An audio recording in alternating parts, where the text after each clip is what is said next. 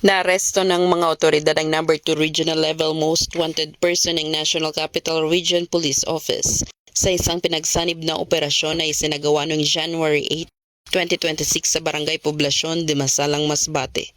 Isinagawa ang operasyon sa pamamagitan ng mahigpit na koordinasyon ng mga tauhan mula sa 9 Special Action Battalion ng PNP SAF na nagbigay ng tactical support katuwang ang Pasig City Police Station sa ilalim ng Eastern Police District NCRPO, Dimasalang Municipal Police Station at ng 2nd Provincial Mobile Force Company ng Masbate Provincial Police Office. Ang narestong suspect na kinilalang si alias Antonio ay itinuring bilang number 2 regional level most wanted person ng NCRPO para sa first quarter ng calendar year 2026. Ang pag-aresto ay sinagawa sa bisa ng warrant of arrest para sa kasong murder sa ilalim ng criminal case number 147396 PSG na inisyu ng Regional Trial Court, National Capital Judicial Region, Branch 167, Pasig City noong May 26, 2025. Nasa kustodiya na ng Pasig City Police Station EPD NCRPO ang naarestong suspect para sa kaukulang dokumentasyon at tamang disposisyon.